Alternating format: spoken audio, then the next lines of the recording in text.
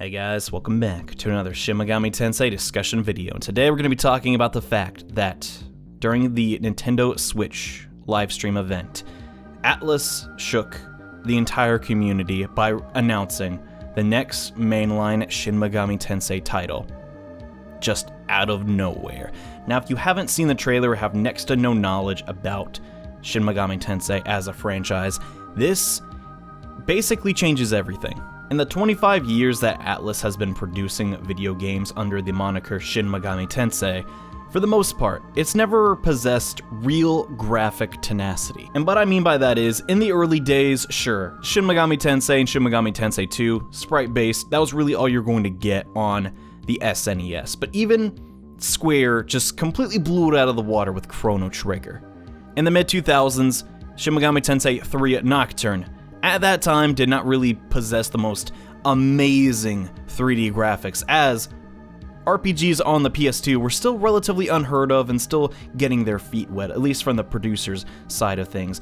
In 2013, with Shin Megami Tensei 4, it was on the 3DS. It never really blew people's minds, but now Atlus has basically put their feet down and decided, you know what, it's time to update. It's time to be competitive in the gaming industry, and I think this game might just do that. Now, if you haven't seen the trailer, it's more or less literally just a teaser. During the presentation, the announcer said, development has just recently begun on this game, but the people at Atlus wanted to make fans happy, so they put together this trailer. So, I'm not going to be breaking down anything, because basically, it's an empty office, and presumably Tokyo, with demons. Admittedly, the demons look absolutely amazing, but at the end, you get the most insane reveal ever. So, Odin, rendered in Unreal Engine 3.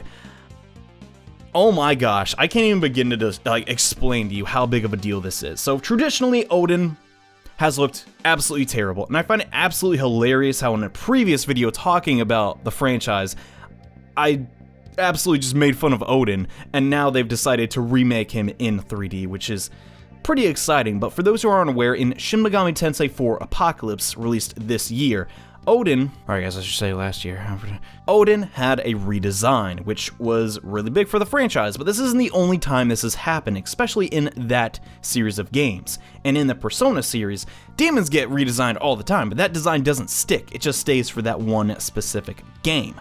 But by showcasing Odin's appearance, extending it past Shin Megami Tensei Apocalypse, this is a really big deal. This, in my eyes, they could have chose any demon. They could have put Lucifer there, they could have put Metatron. Metatron's actually in the back, by the way, but they didn't. They chose Odin to showcase that. I believe this is going to change a lot of things for the franchise. Now, for the average consumer of SMT or Atlus products, this really probably doesn't affect you too much. It's like, okay, it's a cool looking demon and his model is really HD, what's the big deal? But you gotta understand, this is a company that has been reusing the same art assets basically for more than a decade. And they've been very smart in doing that. They haven't had to create new models or new, intellectual properties just because, hey, if it ain't broke, don't fix it. But this appears to be Atlus saying, okay, Persona 5, we use the assets in that game, the demon designs or shadows, whatever you want to call them, we basically have the groundwork ready to create a new Shin Megami Tensei game, right? You got Jack Frost, updated his model, you got Rongda, you got, the standard demons. Now we're going to go forward and take some of the demons that we're not happy with, such as Odin, and change them. This is a sign of progress for Atlus and makes me really, really excited. But we need to be realistic here. We're probably not going to get this game for 2 to 3 years.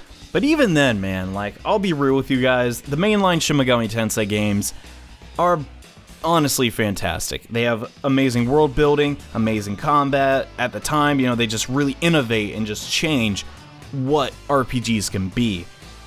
And god dang, I thought we'd get it in 2020, because the time in between Nocturne and SMT2 was almost 10 years. And it did take 10 years in between Nocturne and the 4th game in the series. So I was thinking, alright, just gonna wait another 10 years until 2023, and then we get to play the next game in the series. But no, I guess they're working on it right now.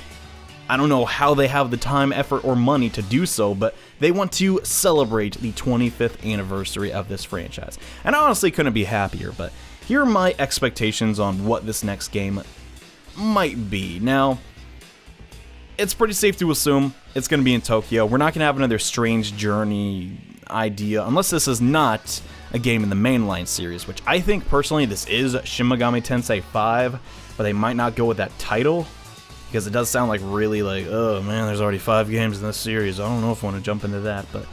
So they might go with like a different word for it, but it might be officially known as SMT5. But for the most part, we can pretty much assume Tokyo, and there's going to be demons, and there's going to be an apocalypse. I hope it's not that standard as, for the most part, SMT 3 and 4 really did like do a lot with that common setting. Sure, most of the games in this franchise have a pretty cookie-cutter story. There's a like 17-year-old Japanese boy, and he shapes the world with demons and fights like angels and stuff. That's basically like 20 years of games, just 25 years of games just summarized in one sentence. But I think they can still like work like around that and really develop a unique narrative while also changing like gameplay a lot. And I need to stress this: the gameplay you've been seeing right now is from the 2003 game. Okay, there's some stuff that looks pretty goofy in it by today's standards. So the fact that Atlus is gonna have the budget to like make an SMT game, holy crud! Like I don't even know, man. They could actually make mainline on par with the popularity of Persona if they do it right, and if they market it correctly. I feel like that's a really important thing to do too. But judging on this trailer, it still does look like it's going for that very macabre and very like serious tone, which is good. Don't want Persona leaking over into my mainline and vice versa, but overall, this completely took me by surprise. I was watching the live stream, and the second I saw Atlus, I was like in complete disbelief. I thought like, I'll never forget this. The 5th game in the series, I think, no way, they're announcing a party game. Like, I don't know why I had that idea, because I didn't think, out of anything they would show at this Switch event, that we would see Mara rendered in Unreal Engine. Like, think about it. Every single person that watched that Switch reveal basically saw Mara in HD. I think that's amazing. Half of you didn't even realize that, but you did. Kind of crazy on you, Atlus, to pull that one. Kind of a jerk move, but seriously, like, I'm not saying get excited now, because literally we're gonna have to like sit on this for like 3 years. No pun intended. So let's just talk about Mara, but they just started. Okay, this trailer is just like giving us an idea of what could happen. But that's not all. So for the 25th anniversary, they put up a website. And on this website, it also shows that there is a HD project, which is what we've seen now and probably won't release in this physical year, just simply because this is Atlus's like second this gen game, Persona 5 being the first. 3DS titles don't count because they're basically just PS2 games with the resolution and all, but the question on my mind right now was what could possibly be this 3DS game. Now, other people have speculated and given their 2 cents. Some people say Devil Survivor 3, stinking pachinko machine for 3DS. Like, I have a completely different just idea on this. So, for the most part, let's just think about, real quick, all the games that have come out on Nintendo 3DS that Atlus has produced. There is Devil Survivor Overclocked, Shin Megami Tensei 4, Devil Survivor 2 Record Breakers, and Shin Megami Tensei 4 Apocalypse. So we have 2 Devil Survivor games and 2 mainline Shin Megami Tensei games. On one hand, yes, this could be Devil Survivor 3 or some spin-off of Shin Megami Tensei for Nintendo 3DS. And I'm not going to say you're wrong, but we got to look at this way more realistically. Devil Survivor 1 and 2 were DS titles, while Shin Megami Tensei 4 and Apocalypse, and I know what you're going to say, well, Shin Megami and Shin Megami Tensei 4 Apocalypse are pretty much the same game, and I would have to agree, were developed with the 3DS in mind. So logic would dictate that this 3DS project will most likely be running the same engine that Shin Megami Tensei 4 is running.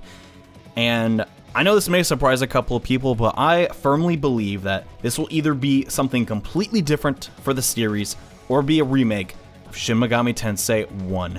I feel that's the only thing this could be realistically. Now, if you never played Shin Megami Tensei 1, it's not a bad game by any means, but compared to the things that the franchise has sort of evolved into, it's really hard to go back and play it, especially if you're not too fond of dungeon crawling and very high encounter rates. So I think this will be the perfect way to get people back and understand the origins of this franchise. If you really break it down, SMT1 is not too terribly long of a game. It is very grindy because that's just the nature of video games back in the day, but I realistically think this could happen, and this is pure speculation on my part, but it would only make sense for the 25th anniversary to have like a remake of the first game, since there's no way that Atlus could finish this 3D project in 1 year to celebrate. Now, I could be wrong, but that is my firm belief, and what I think is the most marketable thing for them to do. For the most part, companies really jump on these 25th and 10-year anniversaries to bring back past titles for either nostalgia or just to show, hey, here's this game you've never played.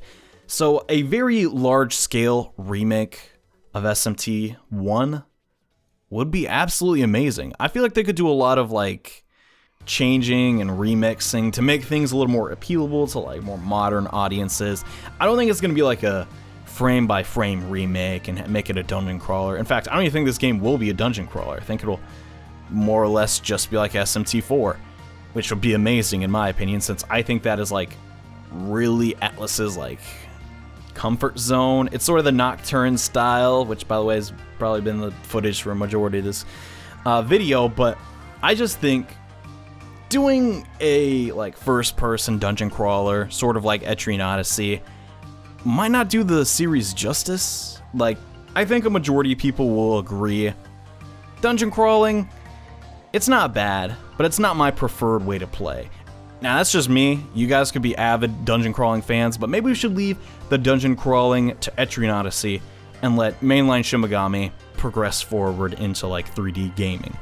I don't know, that's just my 2 cents, but I think this, like, is really, really good for Atlus. First up, tons of people got to see Atlus's logo outside of Catherine and Persona. That is very, very important to make people understand, wait, what was this game coming out for the Switch?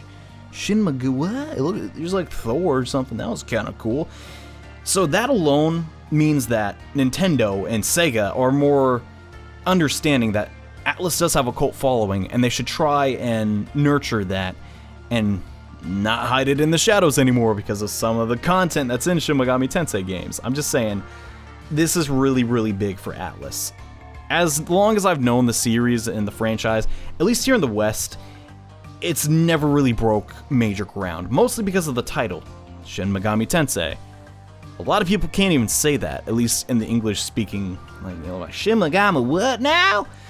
So the fact that Atlus is trying to like promote it more and make it not necessarily a household name, but just sort of get its brand awareness up is really, really big for the company. And this might actually be a major turning stone. We do have Project Re Fantasy, and Persona 5 is still yet to hit North America, so who knows what impact that'll have. But guys, I'm just saying, don't get hype. We still have seen next to nothing about this, which is why I'm not really going into too much detail about it. But once we learn the directors that are on it and who is going to be having like influences and what the game might potentially be about, that's when we'll start talking about this. Because as it stands right now, the HD project still does not even have a name.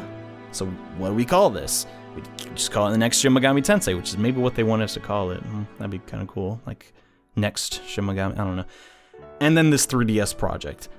Given the scale of the 3DS project, we might get that this year in North America. I mean, the year just started, right? We could get it in December, maybe. I mean, who knows? But once more information has been released about that, that is when we'll start reporting heavily on this. But that is all I have for today. Hope you guys are as excited as I am. This honestly is just a really big deal for me personally. I love Atlus, like to death. I feel like I connect with the producers, the design team. They know what I want as a like gamer. And that makes me want to promote them as much as I can. Make sure like people know about these masterpieces. Okay, they're not all masterpieces. These insanely underrated games. And hey, with the Nintendo Switch coming out, maybe people start like realizing that, yeah, these games are amazing and we should start playing them and bring them over faster in North America. Gosh, but yeah. For the most part, at the Nintendo Switch event, if you're at all curious, this doesn't pertain to any like Atlus content, but wow, the new Mario looks absolutely spectacular. There's also a Xenoblade game where your sole objective is to stop this whale from eating the tree. Bad luck next time, whale. Anyways, hope you guys enjoyed this video. Yeah, let me know what you're excited for, what you think potentially these new games could be about. I always love to hear your, like, theories and what you'd want to, like, see in the next, like, release from Atlus, but yeah. Look forward to more information on this coming soon. I know the Persona 5 update videos are kind of over now that Persona 5 is out, but I would love to do something similar with the upcoming releases from Atlus. But yeah, thank you all so much for watching, and I'll see you in the next video. Bye.